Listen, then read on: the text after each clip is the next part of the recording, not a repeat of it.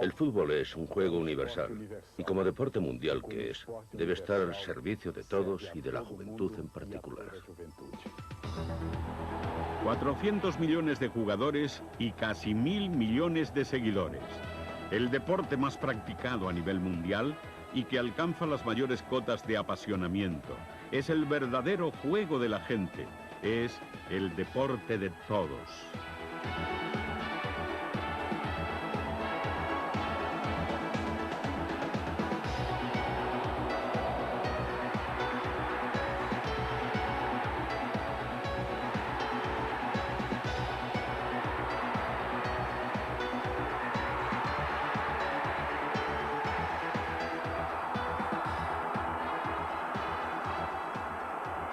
La historia del fútbol se remonta a casi 2000 años.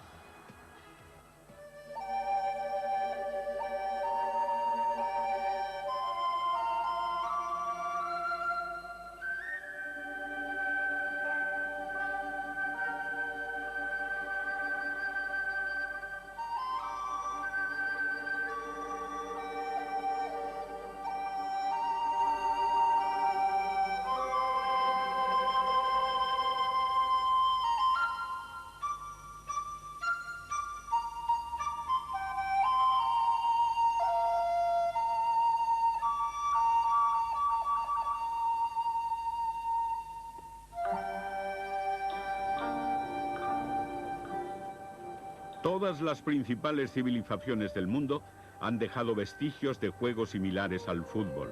Los rastros existentes en la antigua China son los más completos y detallados.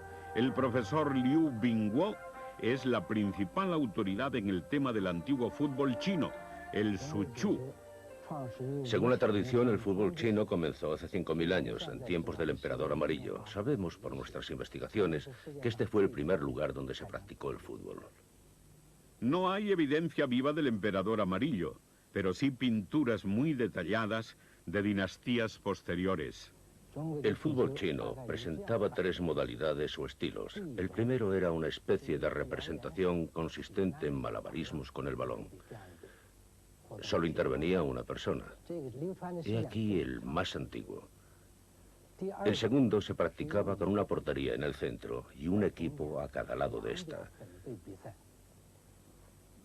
Por último, en el tercero encontramos 6 porterías a cada extremo del campo y 2 equipos por partido. Tal vez este estilo es el más similar al fútbol de hoy.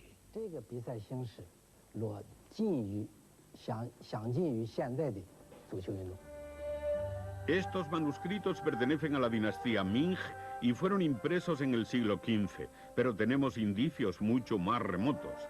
Durante la dinastía Han, hace 2000 años, la más depurada civilización estaba en la China central, en la que actualmente es la provincia de Henan. Esta es la ciudad de Nanyang. El museo local contiene el único resto del antiguo juego.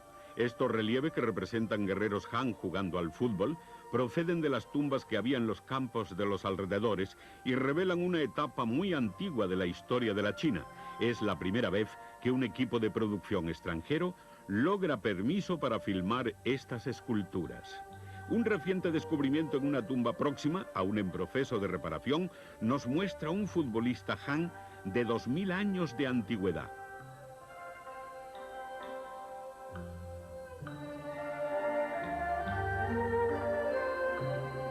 Pero la muestra más antigua del fútbol en Oriente se encuentra cobijada en una sencilla construcción en una ladera a 300 kilómetros de distancia. Esta columna del año 83 a.C. representa la vida de Zhu Suchong, un magistrado de la dinastía Han orgulloso de sus habilidades balompédicas.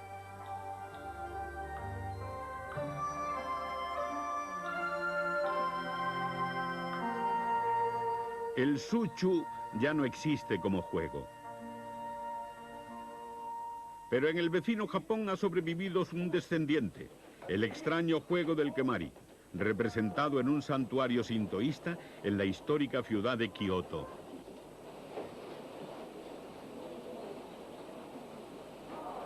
El Kemari ya solo se practica durante alguna ceremonia y se trata de exhibir habilidad con el balón más que de otra cosa. Sin embargo, es lo más parecido al antiguo Suchu.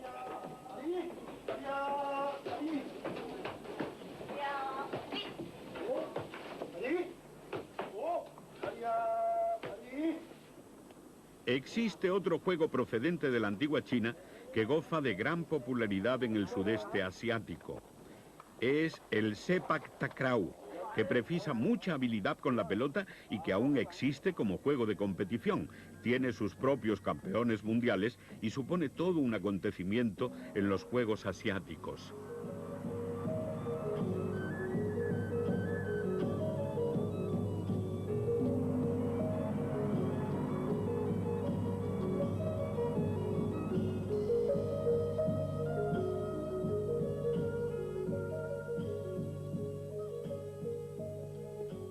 También se encuentran antecedentes del fútbol en el Nuevo Mundo. En Aksaotuk, esta pintura muestra el juego de Inuit, que se practicó durante cientos de años en el norte de Canadá. Los indios araucanos de Chile lo llamaban pilimatún. Los tehuelque de la Patagonia jugaban al xoca. Pero las civilizaciones de América Central nos han legado muchos más vestigios pictóricos del remoto fútbol americano. Esto es Copán, al norte de Honduras. Entre las ruinas de una ciudad maya del 800 a.C. hay un hueco que se destinó a una especie de ceremonia con una pelota.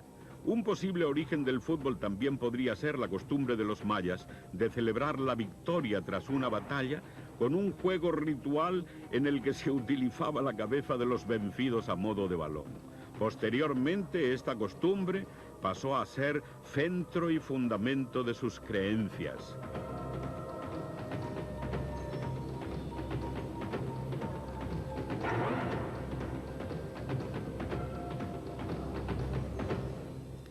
Cuando los conquistadores españoles llegaron al Nuevo Mundo, el juego practicado entonces por los aztecas y llamado Ulamaliztli era menos brutal. La pelota tenía ya sesos de goma. Los goles se conseguían introduciendo el balón en unos pequeños anillos situados en los extremos del campo, pero los jugadores solo podían valerse de sus caderas para golpear el esférico. Hernán Cortés regresó a España con un equipo azteca para exhibirlo ante la corte de Carlos V en 1528. En una pequeña zona del nordeste de México, los vaqueros locales todavía juegan al ulama, copia del fútbol americano primitivo.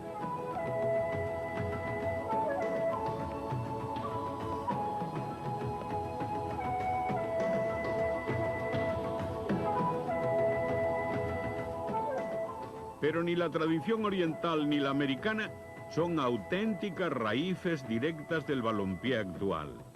Ese honor pertenece al viejo mundo. Este relieve del Pireo está fechado el 400 a.C. Los antiguos griegos practicaban un tipo de fútbol denominado episquiros, pero se cree que el juego consistía casi exclusivamente en malabarismos con un esférico. La modalidad del harpastun se desarrolló a partir del episquiros y debía tener mayor semejanza con el fútbol. Este monumento a un soldado romano en Sinj, Yugoslavia, que nos lo muestra sosteniendo una pelota, data del 200 después de Cristo. Con la caída del Imperio Romano, los antecedentes del fútbol quedan en la oscuridad, pero existen indicios de varios juegos de pelota practicados en Europa durante la Edad Media. El más famoso todavía se juega. Florencia es la cuna del calcio, que parece basarse directamente en el juego romano. Su puesta en escena se asemeja a la de un torneo medieval.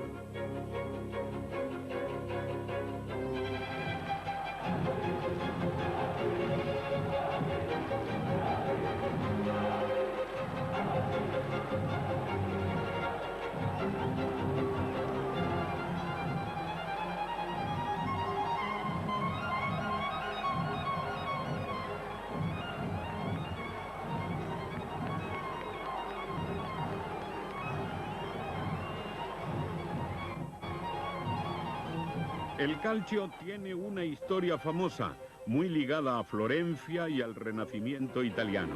Alejandro de Medici lo practicó, lo mismo hizo Nicolás Maquiavelo en 1498. El Papa Clemente VII estaba orgulloso de haber tirado a puerta también en su juventud. Hoy en día no ha perdido nada de su esplendor ni de su violencia.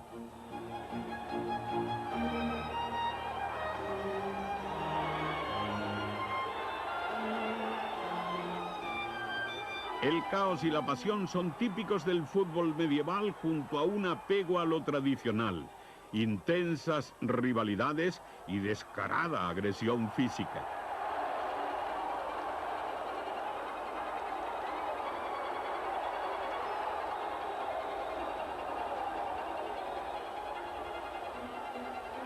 Sin embargo, ya se aprecian gestos y actitudes de los actuales juegos con balón.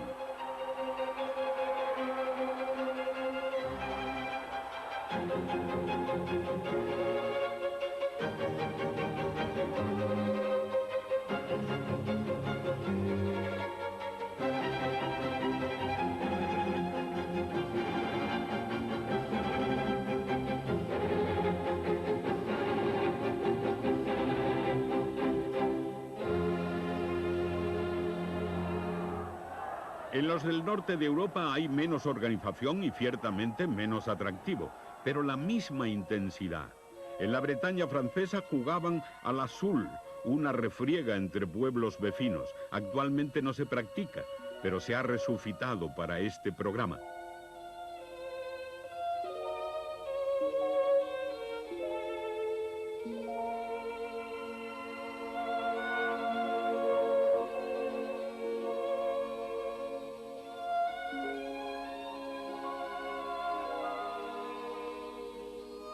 En Gran Bretaña se llamaban juegos de muchedumbre y había muchos de ellos. Causaban tal cantidad de problemas que algunos reyes ingleses y escoceses los prohibieron. Varias modalidades se salvaron y el partido anual del martes de carnaval en Ashburn, Derbyshire, todavía se juega entre la burguesía y el pueblo. Las porterías están a 4,5 kilómetros sin zona ancha y el encuentro dura todo el día. Tradiciones rurales que al evolucionar el carácter de Gran Bretaña durante el siglo XIX llegaron a la creación del fútbol actual.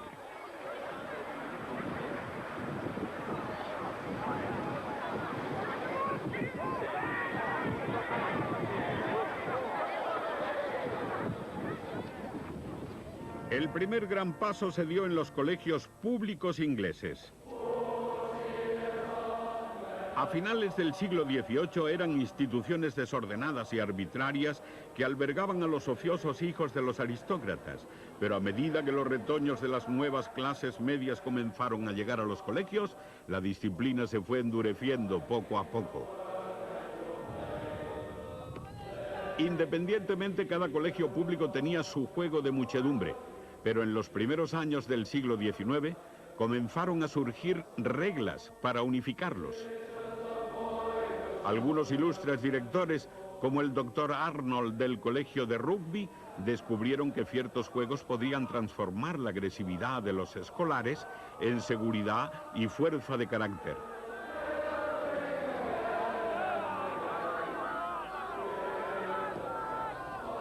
Este es el primer partido anual de la Cock House, en la escuela Harrow, donde todavía se juega con las reglas adoptadas en 1830.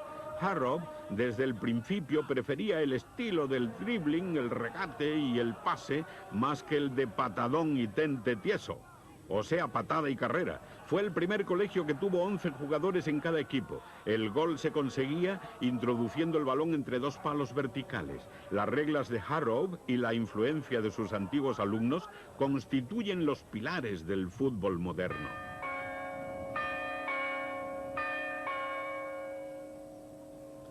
Cuando los jóvenes de Harrow llegaron a la universidad, se encontraron con que sus compañeros que venían de otros colegios se regían por otras normas distintas a las suyas. Este problema condujo a una importantísima reunión en el Trinity College de Cambridge en 1848, que tuvo lugar en las aulas de Mr. Malden. A ella acudieron representantes de las principales escuelas. El resultado fue el establecimiento de las mismas reglas para todos. Había nacido el reglamento. Nos reunimos en mis aulas al final del hall. Limpié las mesas, les di pluma, tinta y papel. Algunos me preguntaron si les iba a examinar. Cada uno trajo una copia de las reglas de su escuela o se las sabía de memoria. Terminamos a las 12:05 de la noche. El reglamento fue publicado y distribuido en los campos de juego con efecto muy satisfactorio. El reglamento de Cambridge se extendió rápidamente desde el momento en que los estudiantes regresaron a sus casas. El primer club de fútbol fue el de Sheffield, fundado en 1857. El de Forest, que más tarde se convertiría en el famoso Wanderers, se estableció en 1861. Sin embargo, aún existían desacuerdos en algunos de los puntos más conflictivos del juego. Estos desacuerdos provocaron las reuniones más decisivas en la historia de este deporte en Londres en 1863. Se celebraron 5 reuniones fundamentales que determinaron el futuro del fútbol. El escenario fue la taberna de Freemason, en la calle Great Queen.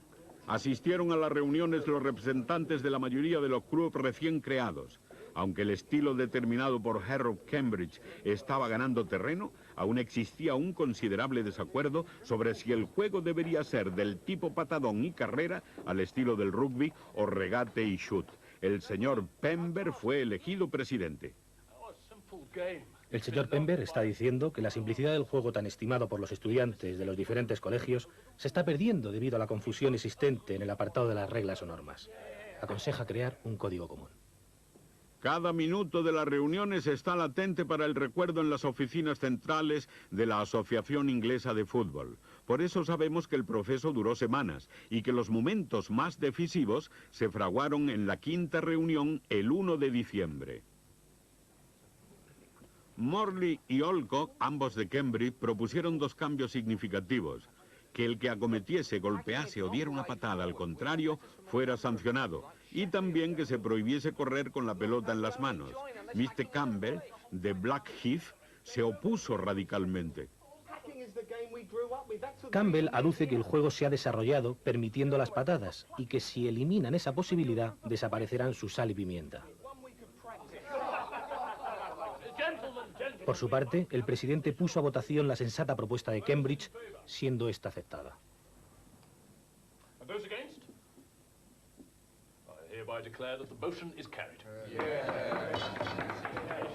Los miembros de Blackheath, contrariados, se retiran, llevándose con ellos su estilo de patadón y carrera, que más tarde daría origen al rugby. En esta reunión nace la Asociación de Fútbol. Ahora y por acuerdo entre caballeros, los juegos de muchedumbre practicados por agresivos luchadores ya tienen un reglamento común. Las reglas de la asociación se extendieron rápidamente en primer lugar por el norte de Inglaterra y llegaron a Darwen, en Lancashire. Los hombres de la zona tenían su propio juego de muchedumbre tradicional, famoso por su violencia, del que en 1825 se hacía esta descripción. Era un juego muy brutal, pues no importaba dónde o cómo un hombre golpeaba a su oponente si se cruzaba con él, por lo que pronto muchos jugadores estaban inútiles. Algunos incluso llevaban un zapato de cuero en su pie izquierdo y un mortífero zueco de hierro en el derecho. La revolución industrial conlleva la aparición de una nueva aristocracia en Darwen. Nathaniel Woss, el dueño del molino para algodón de Horsham, envió a su hijo John al colegio Harrow. Este regresó trayendo consigo las nuevas reglas del fútbol y en el bar local, junto a sus amigos de clase media y a los trabajadores del molino del padre, crearon el club de fútbol de Darwen. A partir de entonces jugarían con las reglas de la asociación, abandonando su durísimo juego tradicional. Darwen alcanzó momentos de gloria futbolística. ahora pertenecen a una liga regional. Su viejo campo ha sido ocupado por viviendas adosadas. Este equipo fue el primero que contrató a un profesional. Un cantero de Glasgow, Fergus Suter, hizo que los señoritos dejaran de controlar el juego y este volviese a estar en manos del pueblo. La Copa Challenge, establecida en 1871, estuvo inicialmente dominada por los caballeros aficionados. Sin embargo, alrededor de 1880, los Blackburn Rovers, que estaban a 6 kilómetros de Darwen, se hicieron con el poder. Entre 1884 y 1891 ganaron la Copa 5 veces, las 3 primeras en años consecutivos. Fergus Suter, que ya era profesional y jugaba con los Blackburn, estuvo con ellos esos 3 primeros años. Fue el primer equipo profesional dominador. Cuando la Liga de Fútbol se estableció en 1888 con 12 miembros fundadores del norte y centro de Inglaterra, el fútbol ya había sido proclamado el juego de la gente en toda Gran Bretaña. El primer encuentro internacional de la historia del fútbol se jugó en un campo de cricket del oeste de Escocia en 1872 entre ingleses y escoceses. Terminó en empate. En esos años los escoceses tenían el equipo más poderoso y ganaron 7 de los 11 partidos jugados con tan solo 2 victorias y 2 empates de Inglaterra. A mediados de la década de los 70, el juego se había propagado por todo el mundo con una rapidez increíble, gracias al efecto difusor de migrantes, marineros y hombres de negocios ingleses en sus viajes a otros países.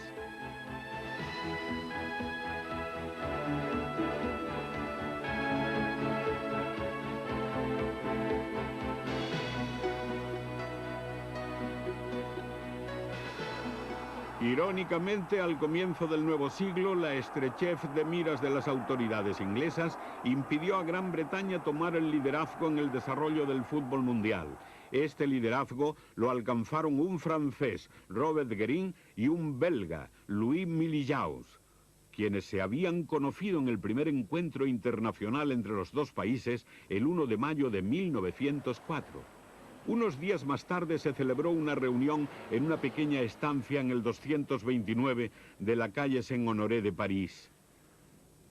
Llegaron delegados de Francia, Bélgica, Dinamarca, Holanda, España, Suiza y Suecia y fue firmado un acuerdo proclamando el nacimiento de la Federación Internacional de Fútbol Asociación, FIFA.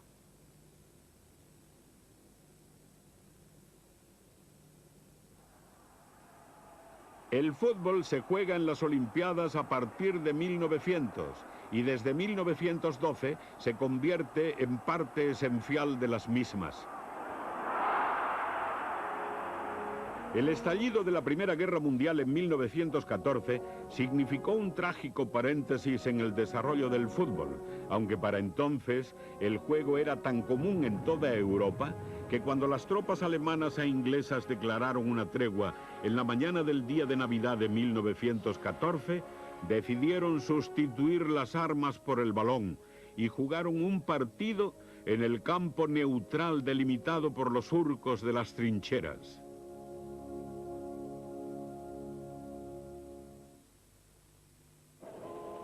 Sudamérica no sufrió los traumas de la guerra y durante aquellos años el fútbol adquirió allí un gran auge y arraigo. El primer país donde se practicó fue en Argentina, fomentado por los emigrantes y marineros ingleses que llegaron alrededor de 1860.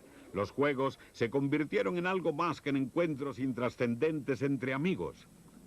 El primer partido organizado en Sudamérica se jugó el 20 de junio de 1867 en Palermo. Actualmente es un bello y famoso parque en el corazón de Buenos Aires. Una placa proclama el lugar donde nació el fútbol para Argentina y toda Sudamérica.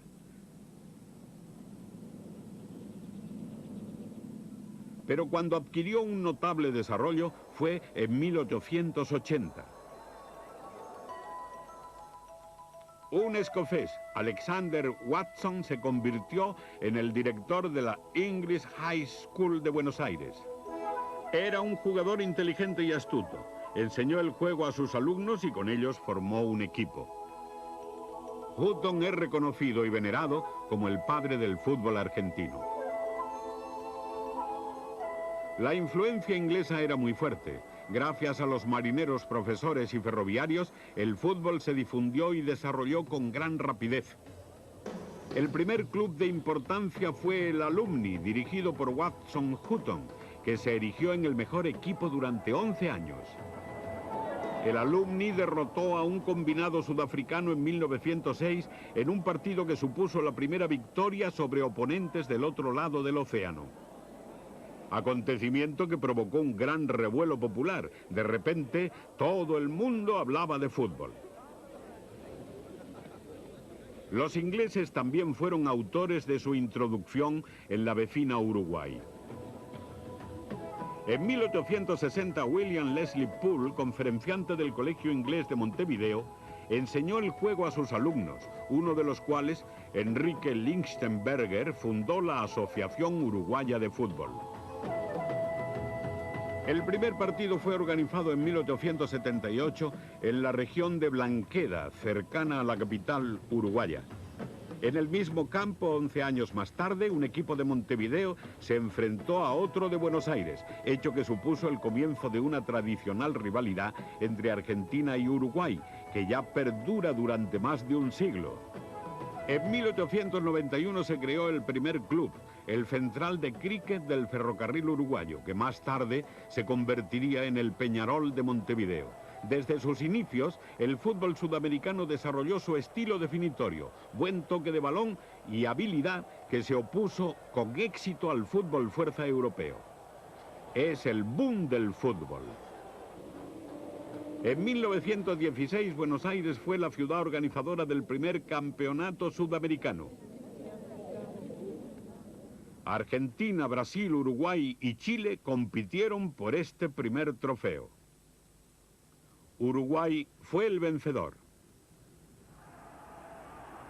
Un año después, el segundo campeonato disputado en Montevideo levantó gran expectación. Uruguay triunfó de nuevo, a pesar de que sus vecinos Brasil y Argentina demostraron grandes progresos. Diego Lucero jugó para el Nacional de Montevideo en los años 20. Él sabe que el fútbol representaba, y aún representa, una parte importante en la vida del pueblo uruguayo.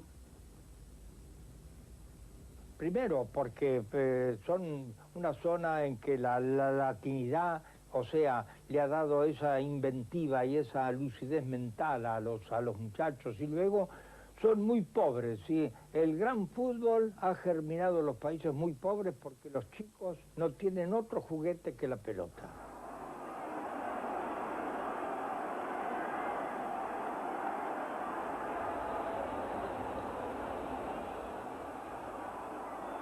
Además de conseguir 5 veces el campeonato sudamericano, también y con motivo de la celebración de los Juegos Olímpicos de 1924 en París, la selección uruguaya mostró sus excelencias al mundo entero, asombrando con su estilo increíble basado en toda una depurada técnica para el dominio del balón.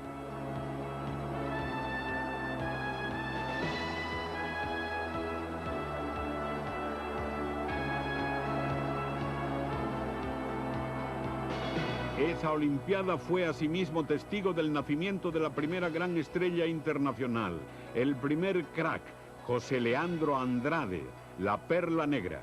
Su habilidad con el balón determinó el éxito uruguayo en la final contra Suiza. 10.000 personas se dieron cita en un abarrotado estadio atraídas por la calidad del equipo uruguayo, el primer maestro de la magia sudamericana.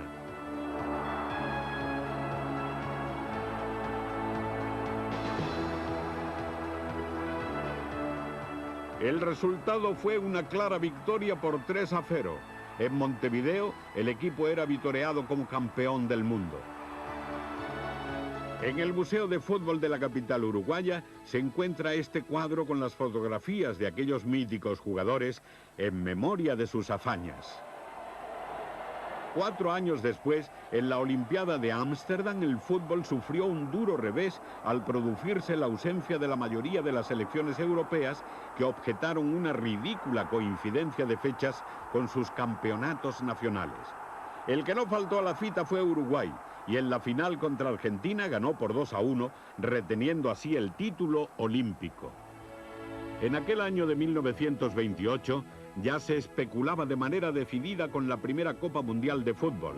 Jules Rimet, abogado francés, se había convertido en el presidente de la FIFA en 1921, cargo que llegó a ostentar durante 33 años. Rimet trabajó sobre la idea de organizar un campeonato mundial de fútbol abierto a todas las naciones y al margen de las Olimpiadas. Junto a Henri Delaunay, su amigo y colega de la Federación Francesa de Fútbol, comenzó a plasmar esa idea tras una reunión de la FIFA en París en 1924. La primera Copa del Mundo tendría lugar en Uruguay en 1930 y se celebraría cada 4 años de manera alterna con las Olimpiadas. Montevideo, la capital uruguaya, acuciada por esta circunstancia, construyó el Estadio Centenario en el tiempo récord de 8 meses.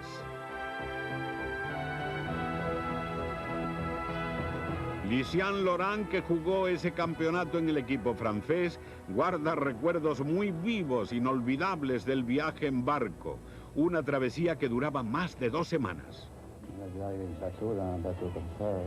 Cuando vimos llegar el barco, que tenía 3 cubiertas y una piscina en cada una, no podíamos creer lo que nos iba a pasar. Era como un sueño.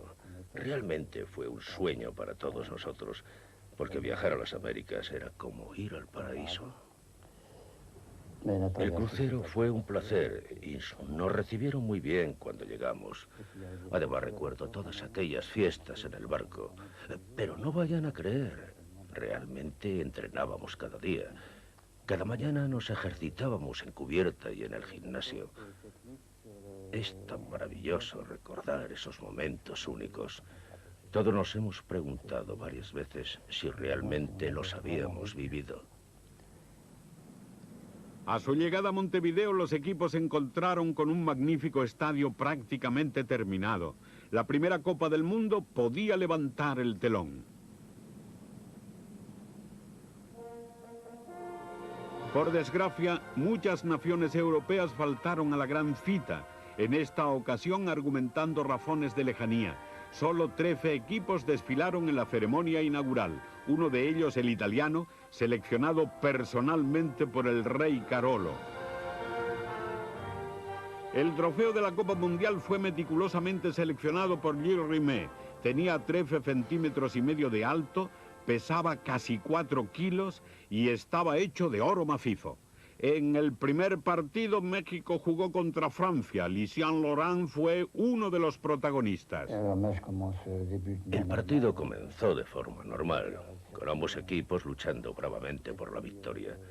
En una jugada, Delfour se internó por la derecha y le pasó el balón a Liberati, que centró al área.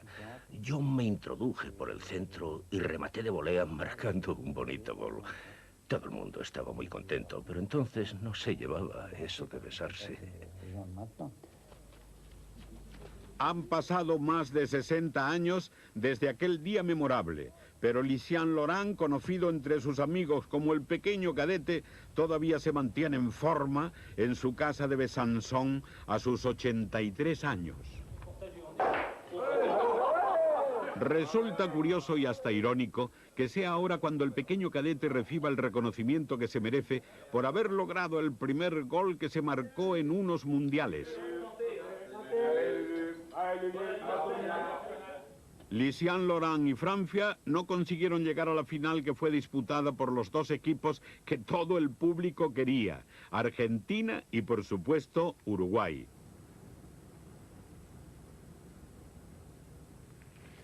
El único superviviente del equipo uruguayo de la primera Copa del Mundo es Emilio Recoba. El partido con los argentinos. Partido donde ellos hicieron un primer tiempo bueno y salieron adelante. Pero en el segundo tiempo cambió todo completamente. En el centenario, ante 90.000 espectadores, Uruguay partía como favorito. Emilio Recoba era un suplente en aquel equipo. Los uruguayos son los del calzón más oscuro.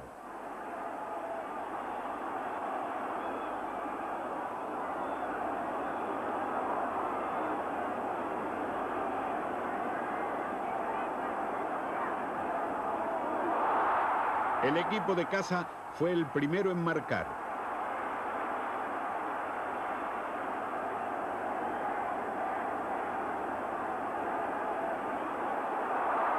Sin embargo, se llegó al descanso con la ventaja parcial de Argentina por 2-1.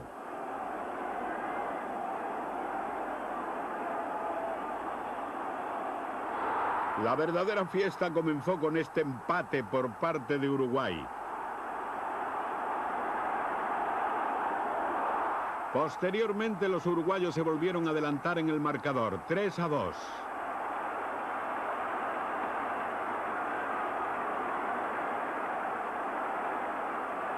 Castro, el delantero a quien faltaba un brazo, marcó el cuarto y definitivo gol uruguayo en las postrimerías del partido. Tras 2 victorias olímpicas, los uruguayos volvían a ser campeones del mundo.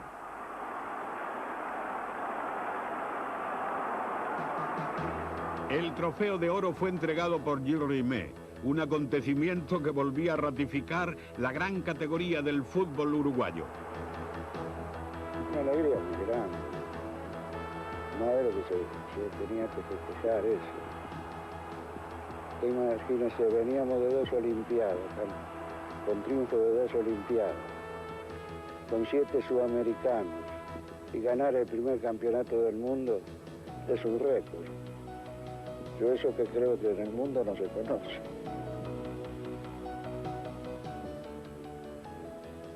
La satisfacción más grande. Es la aspiración más grande que pueda tener un jugador de fútbol.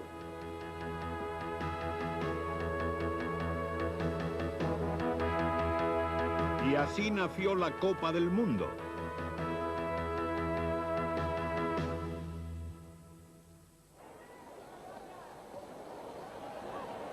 En Europa, tras finalizar la Primera Guerra Mundial, la popularidad del fútbol aumentó de manera arrolladora. En Inglaterra, alrededor de 200.000 personas presenciaron la final de la Copa Inglesa de 1923 entre el Bolton Wanderers y el West Ham United. En el estadio de Wembley había mucho más público de lo que el aforo permitía y hubo que habilitar espacios en el propio terreno de juego para ubicar a todos los espectadores. En el resto de Europa, el fútbol también gozaba de una inmensa popularidad, como nos cuenta el historiador austriaco Ludwig Stechewitsch. En Austria, en 1918, se implantó la jornada laboral de 8 horas con motivo de la creación de la República Austriaca. Anteriormente se trabajaba 10 o 12 horas al día. Con este cambio teníamos más tiempo libre. El fútbol era el entretenimiento más popular por ser barato y fácil de entender. En Viena, en 1923, alrededor de 100.000 espectadores asistieron a este partido entre Austria e Italia. Varios países habían optado ya por el profesionalismo y las ideas de algunos empezaban a transformar las confrontaciones. En Austria había una auténtica revolución dirigida por Hugo Meils, hombre de fuerte carácter que dedicó su vida al fútbol.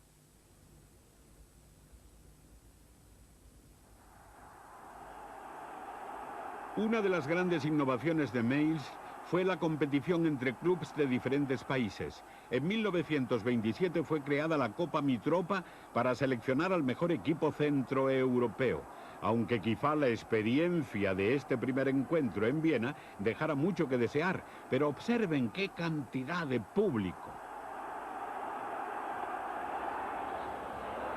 El Sparta de Praga jugó contra el Rapid de Viena. Y en el encuentro de vuelta, suelo checo y suelo seco, ganaron, como era de esperar, los austriacos. 6-2 para los visitantes.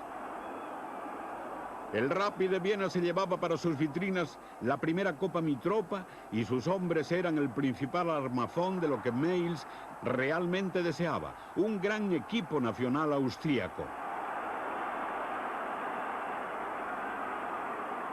En 1931, en el Café Ring de Viena, nació el Wunderteam.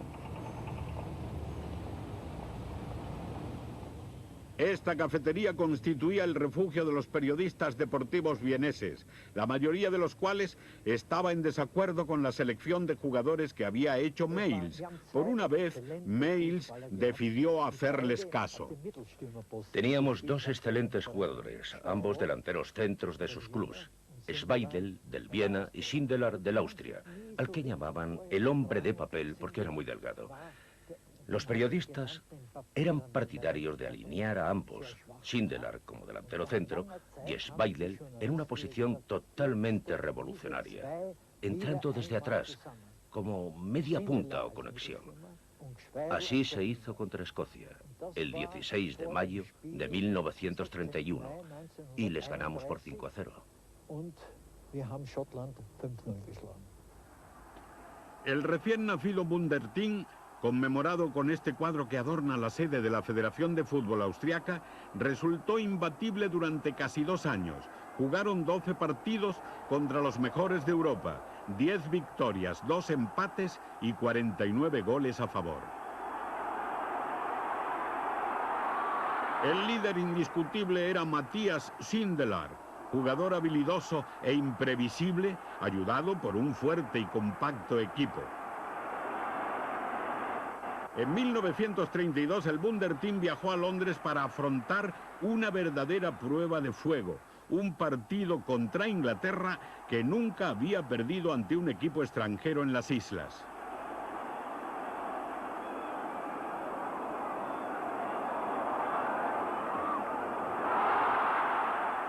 Esta vez, ni con la magia de Matthias Sindelar, los austriacos fueron capaces de alcanzar la victoria.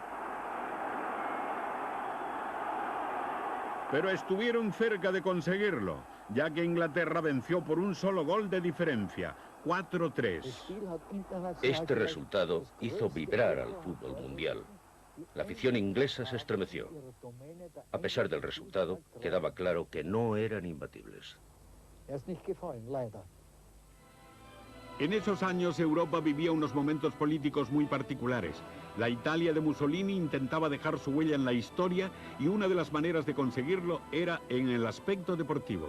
Italia iba a ser la organizadora de la Copa del Mundo del 34 y el Duce consideró imprescindible un triunfo de los azzurri en este acontecimiento. La selección trasalpina, que había eliminado injustamente a España en una confrontación que necesitó partido de desempate, se enfrentó a Checoslovaquia en la final de Roma bajo los efectos del fervor nacionalista y ante la mirada del Duce.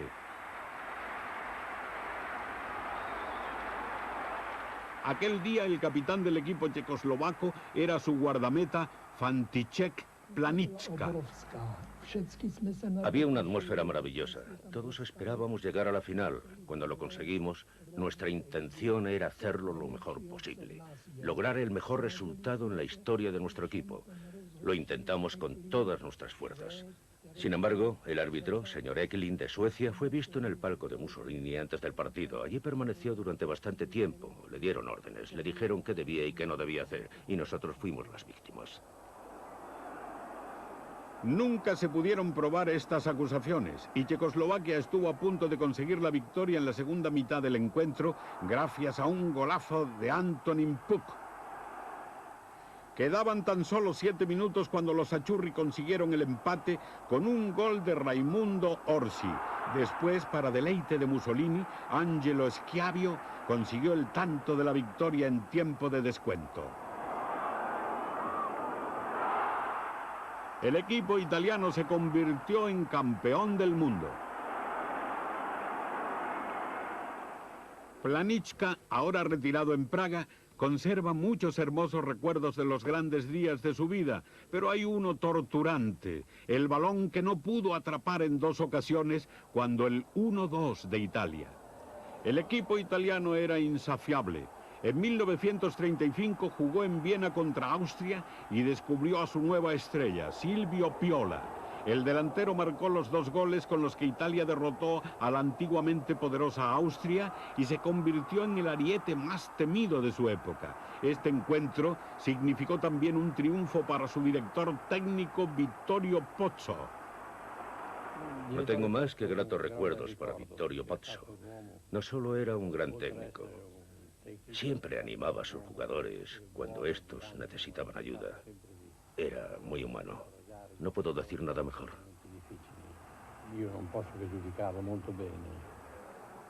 Pozzo era de origen turinés, pero sus estrategias futbolísticas estaban basadas en sus experiencias en Inglaterra antes de la Primera Guerra Mundial. A su regreso comenzó a entrenar al equipo nacional, convirtiéndose en 1929 en su director técnico. Su astucia consistió en ser lo suficientemente hábil para explotar la autoconfianza existente en Italia para forjar un equipo poderoso. En 1936 dirigió al equipo amateur italiano en la Olimpiada de Berlín y su psicología funcionó de nuevo. Consiguió ganar la medalla de oro.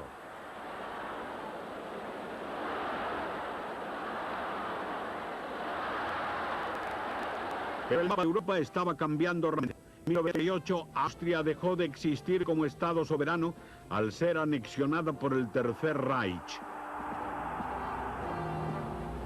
En el partido de apertura de la Copa del Mundo de ese año en Francia, Alemania se enfrentó a Suiza e incluyó en su selección a 5 miembros del ahora desaparecido equipo austriaco. No lo hicieron nada bien. Los suizos consiguieron 4 goles y los eliminaron.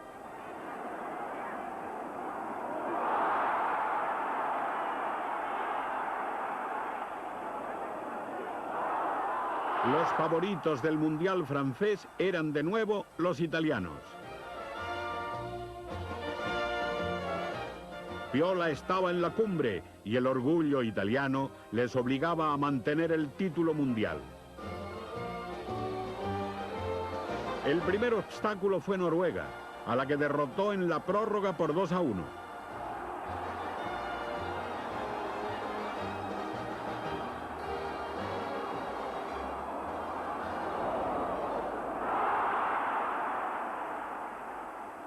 En cuartos de final, los hasta entonces achurri y en este partido totalmente de negro, jugaron contra Francia, la anfitriona.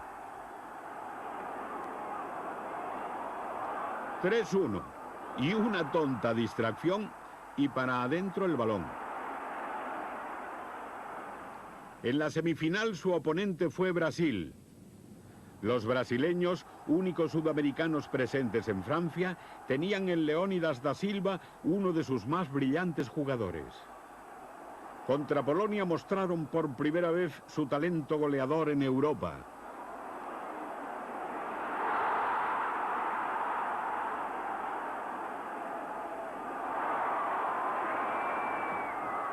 Pero toda su astucia en el ataque se vería contrarrestada por su debilidad defensiva. Wilimowski marcó 4 goles para Polonia en uno de los partidos más emocionantes de la Copa del Mundo. El resultado se decantó a favor de la selección brasileña por 6-5 al final de la prórroga.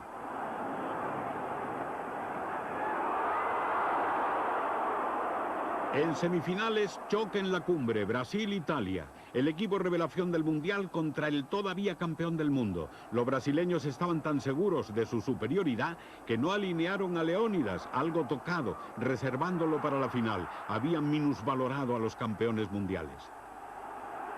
Tras el gol marcado por Mesa de penalti, los brasileños fueron derrotados por 2-1. La final de la tercera Copa del Mundo en París enfrentó a Italia y a Hungría. Los húngaros, capitaneados por Giorgi Sarossi, un doctor en filosofía, poco pudieron hacer contra los italianos. Ya a los 6 minutos de juego, Colausi puso a los campeones por delante. Hungría replicó al momento y Tilko empató con un fuerte disparo.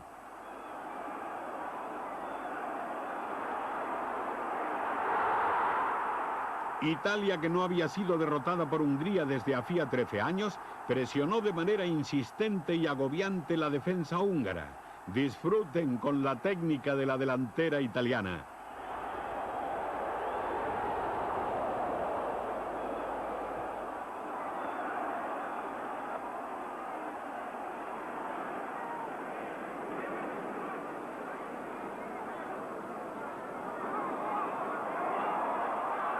Piola consigue el segundo tanto.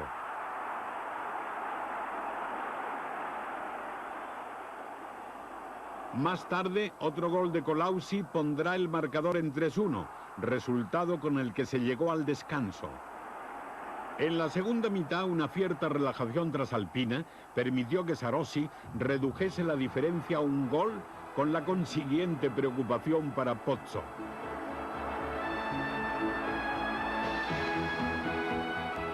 Pero no sufrió mucho. La victoria italiana estaba asegurada con Piola. Pozzo e Italia consiguieron su segundo título. Vittorio Pozzo es el único seleccionador que ha conseguido 2 triunfos en la Copa del Mundo.